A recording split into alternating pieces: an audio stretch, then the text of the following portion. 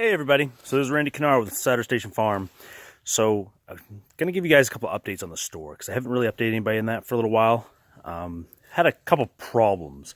One with the store, and before I really get into that, we've had a problem with our newsletter subscribers. If you were a previous subscriber to the newsletter, we had a lot of robots and scam robots, I guess, show up on our newsletter. When we set out our January newsletter to everybody, half of the emails were fake, and we had such a high bounce rate that MailChimp froze our account and said you can no longer talk to your customers, which is pretty cute. So, painstakingly, I had to sift through maybe 1,000 emails. If you were on our newsletter before and you're a legitimate person, I have already emailed you through my Gmail account. So go check your spam folder or your inbox or wherever you've got. There's a letter there for you. So if you want to be back on the newsletter, you will have to re-sign up. I put all the instructions in there. There is now a double opt-in feature, which actually will authenticate that you're a person and not a robot, so that we don't have any issues with this again. So again, I apologize for the inconvenience, but what are you going to do? So that's that. Take care of that newsletter. Then on the barn, our store, we get the addition put in. I guess I'll swing this around like this. Maybe I'll bring this back around. Okay. I swung the camera around so I can actually see what I'm showing you guys. So we had the addition put on. Now there's some junk here because we've been working the other day. And we ended up putting a tarp down to try to keep any water and snow from building up and flooding. However, it failed. So, right where the gutter seams are, right there, water would pour down. So we ended up throwing this truck bed that we had kicking around in there to kind of stop the water from splashing. As good as a tarp is, they're just not that good, you know. And we're walking on it.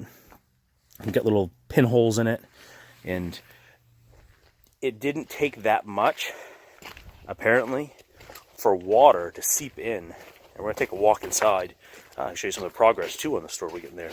So we've got our interior wall framed in, right?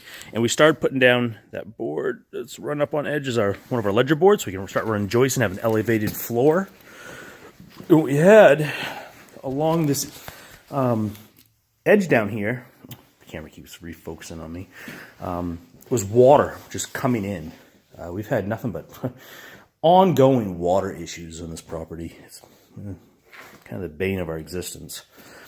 This corner actually dips down. You can almost, I think you can see it if we drop down. So this pressure treated ledger board is level all the way across. Oh, someone's gonna mess things up. But if you can see way down at the other end, down there, it's only about an inch. It's only raised up 1.5 inches. One thickness of that 2x6 goes on its side. Right, it's only 1.5 inches.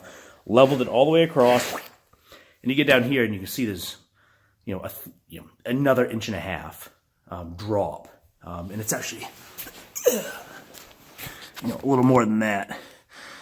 That's where this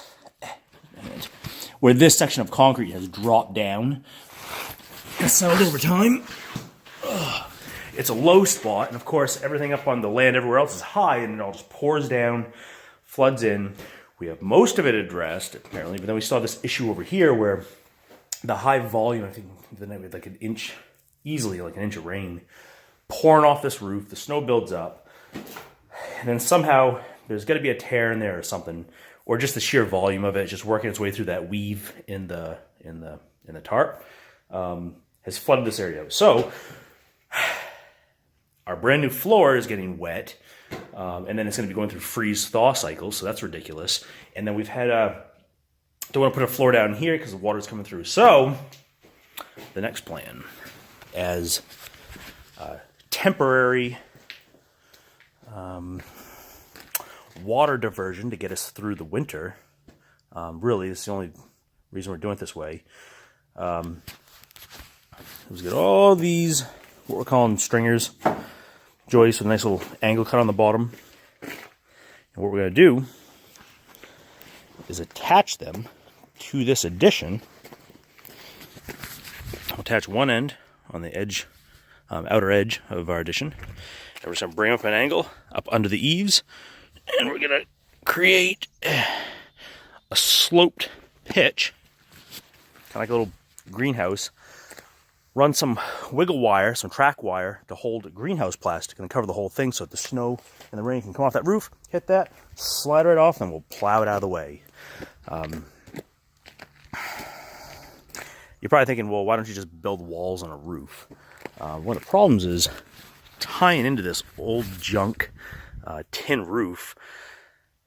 We have some issues with the carrier beams inside where the knee wall doesn't line up with a structural wall.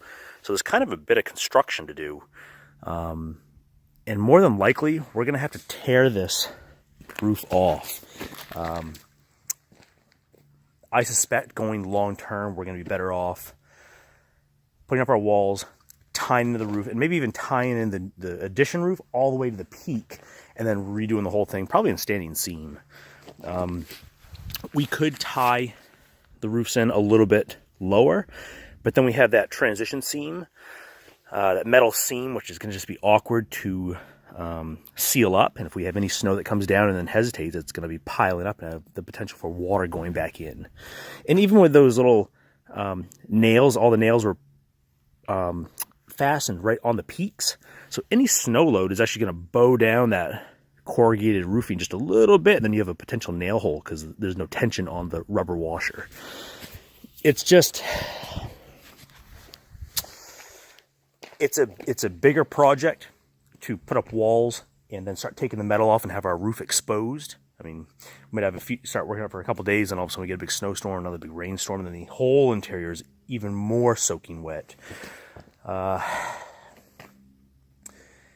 we're still kind of going back and forth on how we're going to tie that in exactly, and then plan out the timeline and the materials. So for now, just to at least stop water from going inside, we're going to put up some stringers. It'll probably take us like 2 hours. We'll toss them up in there, coat them in plastic, just enough to divert things for a little while. It's a temporary measure, but at least our interior members are dry while we're still planning and coming up with time to work on it. So that's the update on the farm, store, right? Been a little while. It's been kind of a lag getting to here, but that's it. So thanks for watching, guys. And like I said, if you were on the newsletter and you want to get back on it, I've already sent you an email. It probably went to your junk folder. So what we're doing is we're starting over with a completely clean new list. You will have to enter your email on the link that we provide you. And then you'll get a secondary email that says, "Are you really a person?" And you'll say yes. Essentially is what it's going to do. Because if not, anybody could just throw an email address. It could be a fake email address. And if I email to you, it would bounce. And then you do enough of those, and it looks like spam. So it makes sense why they have it. It's just a hassle to have to go back after having taken 7 years to build the list, and we have a lot of customers. I know a lot of you have actually respond monthly and reply to a lot of the newsletters we put out there. So